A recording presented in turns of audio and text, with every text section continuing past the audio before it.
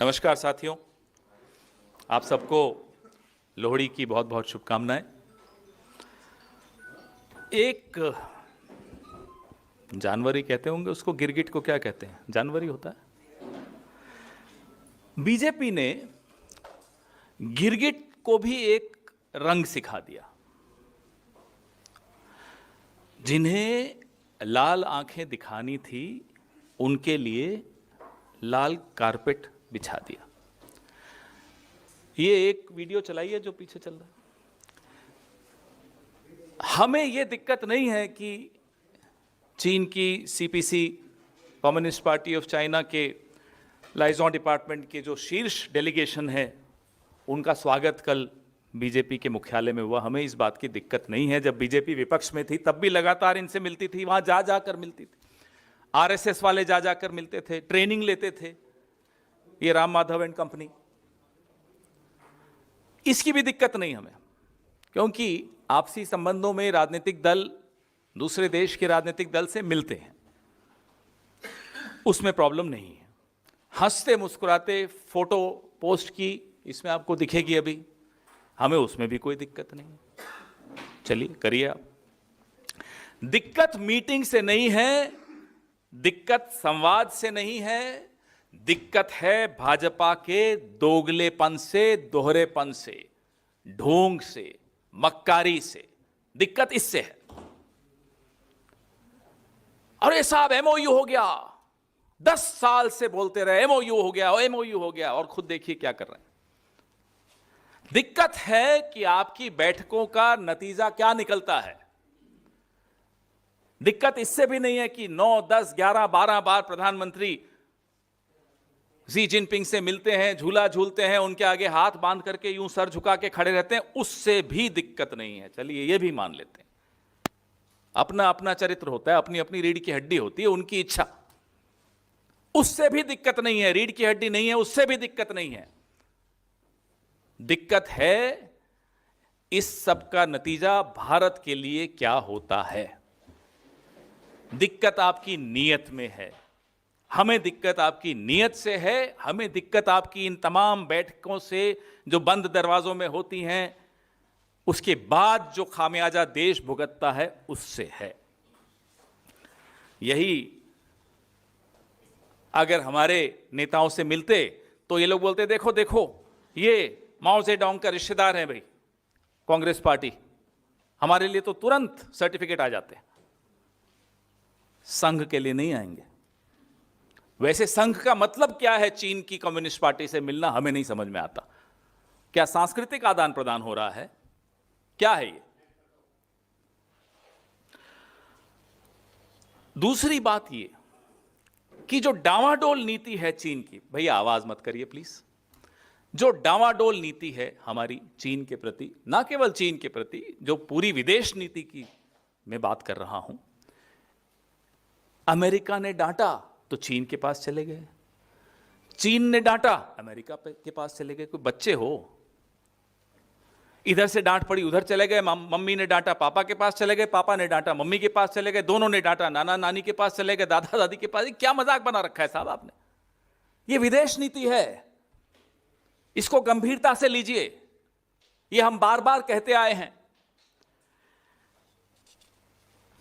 हमें कहेंगे साहब चीन के झालरों को बैन कर दो, मत खरीदो चीन के झालरों को, और खुद इलेक्ट्रॉनिक क्षेत्र में उनका निवेश मांगेंगे, धौलेरा में उनको जमीनें देंगे।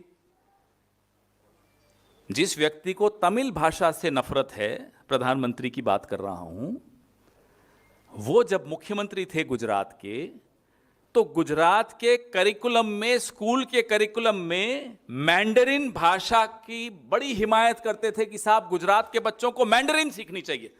तमिल नहीं होना चाहिए, उर्दू तो छोड़ ही दीजिए, मैंडरिन सीखनी चाहिए। भाई क्या रिश्ता है आपका चीन से कि गुजरात के बच्चे मैंडरिन सीखें?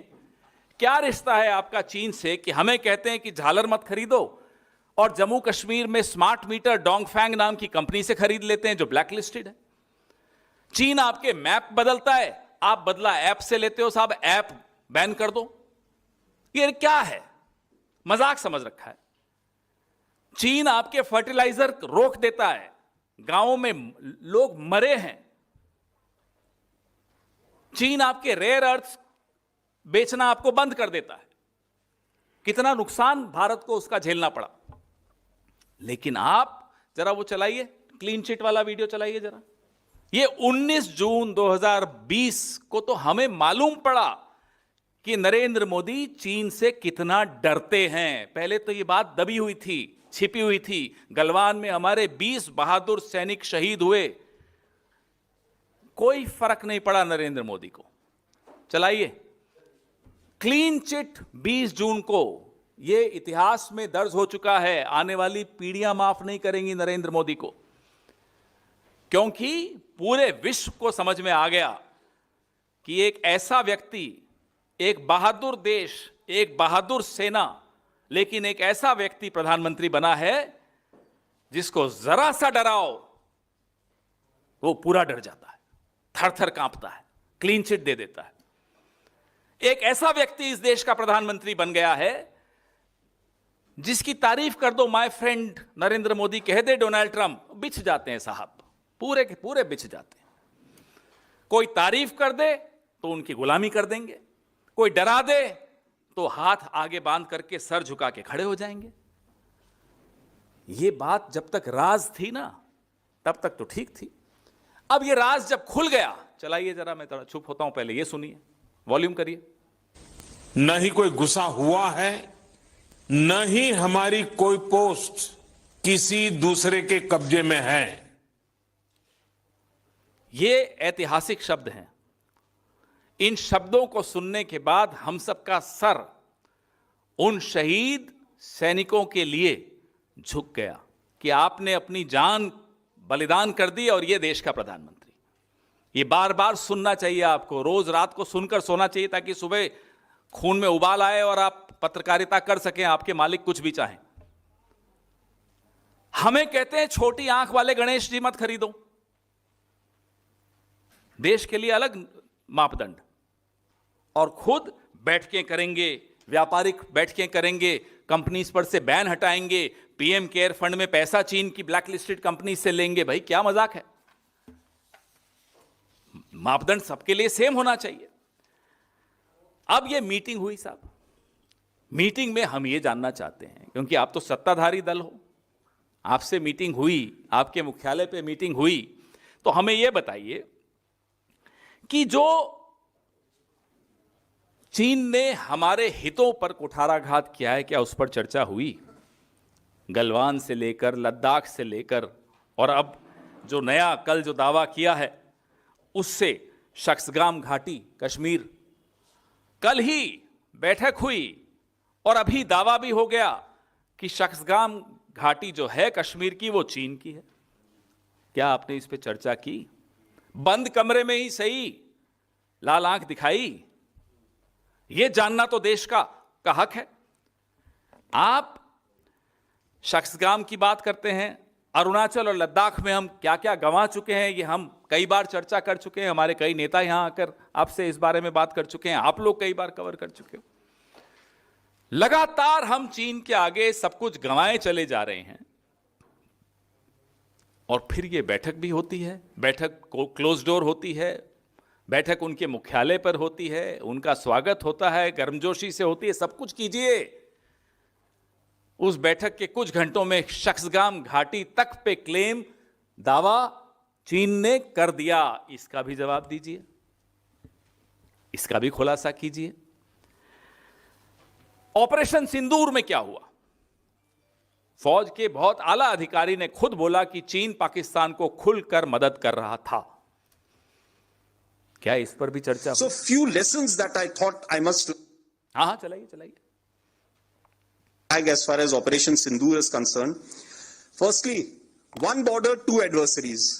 So we saw Pakistan one side, but adversaries were two, and if I would say actually four or three actually. So Pakistan was the front face. We had China providing all possible support, and it's no surprise because if you were to look at statistics, in the last 5 years, 81% of the military hardware that Pakistan is getting is all Chinese, 81% of that. So it's no surprise. And China, of course, the good old dictum, killed by a borrowed knife, 36 stratagems that China talks about, killed by a borrowed knife. So he would rather use the neighbor to cause pain than getting involved in the mud slinging match on the northern border. So that is what he's seen. And another thing that China perhaps has seen is that he's able to test his weapons against, say, various other weapon systems that are there. It's like a live lab which is available to. So it's a good. That is what is something we have to be very, very cognizant of. General R Singh को आप सुन रहे हैं, आपने उस वक्त भी सुना था। HQ-9 एयर डिफेंस सिस्टम चीन ने तैयार किए, तैनात किए। पाकिस्तान को PL-15 मिसाइलें सप्लाई की जो सीधे भारत को निशाना बना रही थी। फिर भी मोदी जी ने चीन की शर्तों को स्वीकार करते हुए मानसरोवर यात्रा शुरू की, उनकी शर्तों पर शुरू की। मैं आपको कई वृतांत, लंबी प्रेस कॉन्फ्रेंस है, क्योंकि बहुत कुछ पिछले 10-11 साल में हम गंवा चुके हैं। छवि के अलावा भी बहुत कुछ गंवा चुके हैं। अब जैसे अमेरिका में डोनाल्ड ट्रंप ने दावा किया, वैसे चीन ने भी दावा किया। साहब मध्यस्थता की थी ऑपरेशन सिंदूर में। जवाब आया यहां से? कोई जवाब नहीं आया। आंखें नीची हैं, हाथ आगे बंधे हुए हैं, झुके हुए हैं। झुका हुआ प्रधानमंत्री ये देश कभी स्वीकार नहीं करेगा जो इस तरह नतमस्तक हो जाता है दुश्मन के सामने। मैंने आपको फर्टिलाइजर का बताया, मैंने आपको डोकलाम का बताया, जो सिलीगुड़ी कॉरिडोर का बताया, जहां घुसपैठ करने के लगातार प्रयास चीन करता रहता है। शक्सगाम का बताया, अरुणाचल प्रदेश और अक्साई चीन को कैसे नक्शों में बार बार अपना बताया जाता है, नाम बदले जाते हैं, चीन बार बार करता रहता है, यहां से कोई जवाब नहीं जाता। चलिए चीन तो छोड़िए, बहुत बड़ी बात है, नेपाल तक कर देता है या चुप रहते हैं। तो भारी मिलिट्री मौजूदगी चीन ने बनाई, बफर एरिया बनाया, जो मई 2020 से पहले की जो यथास्थिति थी, जिसके बारे में हम बोल बोल कर थक गए, आप लोग सुन सुन कर थक गए, लेकिन इनकी कान में जूं नहीं रहेगा। स्टेटस को एंटे जो 2020 अप्रैल मई का था, क्या वो रिस्टोर हुआ है? कोई जवाब नहीं हुआ है, आप जानते हैं। और मोदी सरकार चीन के मजदूरों को वीजा देकर हम अपने मेक इन इंडिया और PLI योजनाओं को बढ़ावा दे रहे हैं। क्यों दे रहे हैं साहब? क्या आपको इतनी क्या मजबूरी है? पैंगोंग के रास्ते से मिलिट्री के पुल बनाए जा रहे हैं, मोदी सरकार चुप, कोई जवाब नहीं। कितने उदाहरण दें हम आपको ये बताने के लिए कि चीन की जो हमारी विदेश, चीन के प्रति जो हमारी विदेश नीति है, आज सिर्फ चीन पे ज्यादा बात कर रहे हैं, उसका नुकसान आने वाले कई दशकों तक यह देश झेलेगा। एक वाटर बॉम्ब जो ब्रह्मपुत्रा के वहां जो डैम बना रहा है चीन, वो भी एक उदाहरण है जहां ये कुछ नहीं बोले, चुप। उल्टा इनके चहेते मुख्यमंत्री, क्या नाम है, हिमंता बिस्वा शर्मा, जस्टिफाई करते हैं, अरे साहब क्या नुकसान, कोई नुकसान नहीं होगा। आंख बंद कर लेने से मुसीबत थोड़ी टल जाती है, लेकिन नहीं, सब आंख बंद किए हुए हैं, मुंह बंद किए हुए हैं, हाथ बांधे हुए हैं। अब जो हम सवाल इनसे जानना चाहते हैं, पूछना चाहते हैं, हालांकि जवाब आएंगे नहीं, क्योंकि हिम्मत है नहीं जवाब देने की, ना इनके पास कुछ है बोलने के लिए। क्या बीजेपी इन तमाम बैठकों में, संघ भी इनसे जो बैठकें करता है, जो बैठकें हमें मालूम है उनकी बात कर रहे हैं, कुछ ऐसी बैठकें भी हुई हैं, हमें मालूम पड़ता है कि जो सार्वजनिक पटल पर नहीं आती, हमें आपको नहीं मालूम पड़ती, लेकिन बैठकें चलती हैं इनकी। क्या उन बैठकों में ये सारे मुद्दे उठाते हो? इसका जवाब तो देश को दीजिए ना। तो अगर जब ये मुद्दे आप उठाते हो तो वहां से क्या जवाब आता है, यह भी रिपोर्ट दीजिए। संसद में तो आप चर्चा भी नहीं चाहते हो चीन पर, पता नहीं क्या घबराहट है आपको कि कहीं राहुल गांधी जी, मल्लिकार्जुन खड़गे जी कहीं पोल पूरी नहीं खोल दें आपकी, वो तो रिकॉर्ड पे आ जाएगा। जब आप ये बैठकें करते हो तो क्या ये मुद्दे उठाते हो, और जब ये मुद्दे उठाते हो तो क्या जवाब आता है? जो आप लगातार भारत को नुकसान चीन की तरफ से पहुंचता है, इन बैठकों की वजह से पहुंचता है या इन बैठकों के बावजूद पहुंचता है? क्योंकि सबूत तो यही है कि ये बैठकों के बाद, जैसे अभी हुआ शक्सगाम घाटी का, तो अभी हुआ है, कल बैठक हुई और कुछ घंटों में शख्सगाम घाटी पर उन्होंने दावा ठोक दिया। क्या जो भारी ट्रेड इम्बैलेंस है, जो असंतुलन है व्यापार का, उसके बारे में भी बात होती है?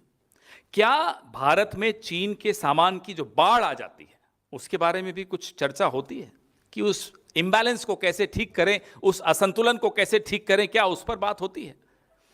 क्या इन मीटिंग्स में चीन द्वारा भारत को रेयर अर्थ्स और विशेष तौर पे फर्टिलाइजर पर जो बैन लगा, अघोषित बैन था, चीन ने जो बैन लगाया, क्या उस पर चर्चा हुई? क्या कोई नतीजा निकाला आपने? क्या ऐसा कुछ बंदोबस्त किया कि आइंदा ऐसा न हो?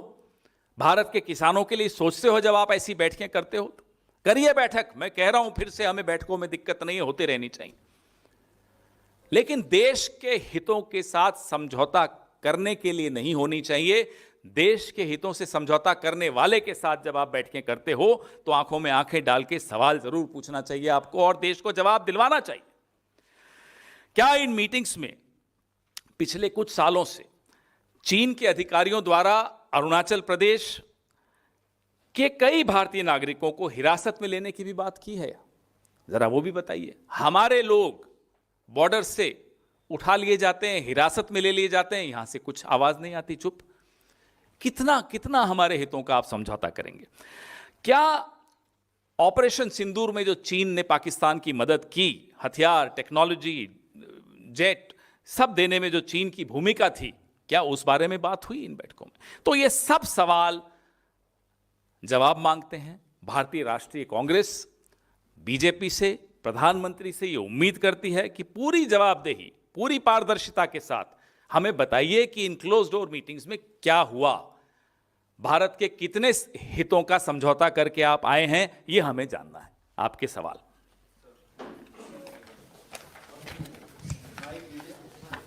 सर, आज ये